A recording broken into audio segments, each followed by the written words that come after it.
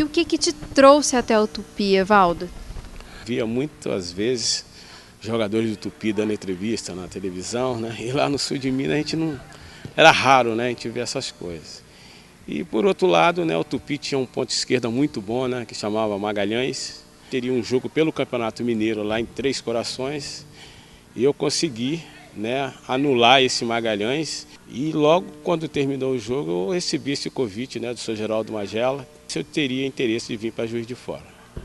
Quais as histórias você tem para contar do Magela pra gente? É de um jogo que a gente estava aqui em Santa Terezinha, né? Jogando contra o Valério, a gente estava perdendo o jogo de 3-0 no primeiro tempo.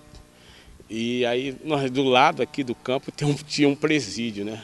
Aí terminou o primeiro tempo, ele reuniu nós e falou com todos os jogadores. Tá vendo? Vocês não são unidos dentro de campo.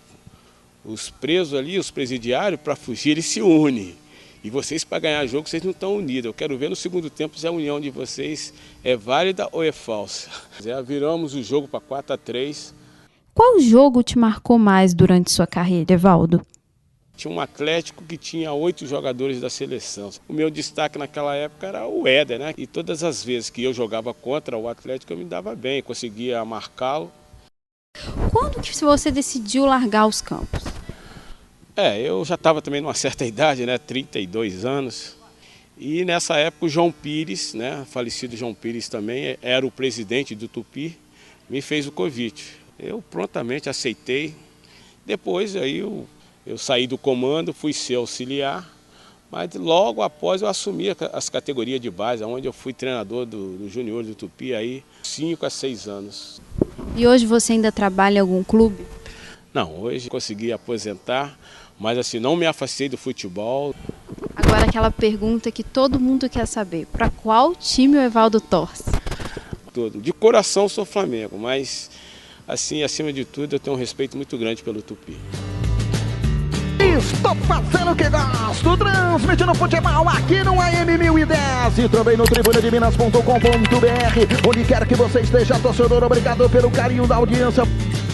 Morena, essa transição de rádio solar para a rádio CBN, modificou alguma coisa na sua forma de trabalhar? Olha, sinceramente, para mim não. Continua a mesma situação, a mesma responsabilidade. Evidentemente que é uma coisa nova para nós. É uma emissora, agora a CBN é uma emissora de só notícias. Além das narrações, Moreno faz 2 programas na rádio CBN. O Giro da Bola continua no trabalho de Maria Helênio e o Super Bate-Bola. Como é a programação do Giro da Bola? No Giro da Bola, ele é voltado para o esporte amador. Essa é a ideia da direção da rádio, de fazer um programa voltado para o esporte amador da cidade e região. Então, e como nos tempos também do Maria Helênio. Moreno, como é dar continuidade ao trabalho do Maria Helênio? Olha, sinceramente é uma emoção muito grande. É uma coisa que eu, quando moleque, eu via muito o Maria Helênio, né? E de repente, quando a rádio passou para a CBN e o Paulo César falou para nós, vamos retornar com um programa que foi durante várias décadas líder de audiência, é claro que eu não vou negar para vocês que deu um friozinho. A gente tenta assimilar um pouquinho do que era o programa sob o comando do Mário Helênio.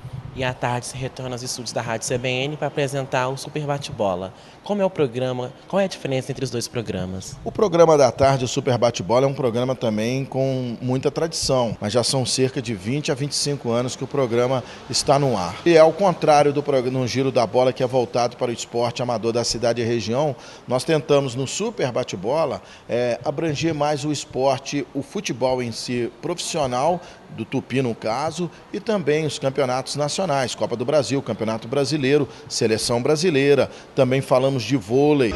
Muito boa tarde, torcida brasileira, um fortíssimo abraço ao torcedor de Juiz de Fora e de todas as cidades circunvizinhas. Você que está ligado no AM 1010, com assistência técnica do Irã Pereira, está entrando no ar a edição do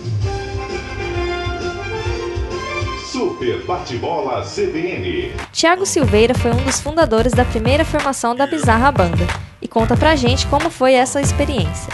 Como que foi a primeira apresentação de vocês? Nossa primeira apresentação foi uma das mais legais, inclusive, foi no churrasco da Turma 91. Devia ter mais ou menos umas 200 pessoas. E o bacana foi que caiu uma chuva muito forte durante a apresentação da banda. E o pessoal ficou dançando em volta da piscina no meio da chuva. Foi muito legal. Tiago tem uma relação especial com o par de baquetas. E ele conta pra gente agora essa história. Eu trouxe aqui alguns itens da memorabilia da Bizarra. Essa daqui é a primeira baqueta que eu usei na banda. E ela quebrou durante uma das nossas representações. Eu não vou lembrar exatamente qual delas. Mas eu estava tocando e no meio do show voou um pedaço de baqueta. Mesmo aqueles integrantes que já deixaram a banda ainda lembram com muito carinho e têm suas histórias para contar. E como que foi essa experiência? Foi uma ótima experiência, porque assim, eu nunca tinha pensado em participar de uma banda ou de estar no palco. Foi uma coisa que a Bizarra me proporcionou, além de eu ter conhecido assim, muitas pessoas que eu talvez não conhecesse se não fosse a bateria. Teve alguma situação engraçada que você passou no seu período de banda? Então, teve uma das viagens nossa, que foi assim, acho que a primeira viagem que a gente fez para tocar numa cidade pequena perto de Barbacena. Aí era para a festa de aniversário de uma das meninas da banda. Então foi uma coisa mais descontraída, a gente tocou e depois a gente ficou hospedado na casa de um parente dela. Mas era assim, um lugar muito longe, não tinha sinal, não tinha nada. Minha mãe já estava em casa assim, desesperada e a gente meio que preso lá. Acabou que a gente fez uma festa lá na casa mesmo, mas assim, e fomos resgatados assim no dia seguinte, porque a gente estava meio fora do mundo, assim. Acho que foi o de mais diferente que eu já participei enquanto eu estava na banda. No próximo bloco tem mais da Bizarra Banda. Não saia daí, o Mosaico volta já.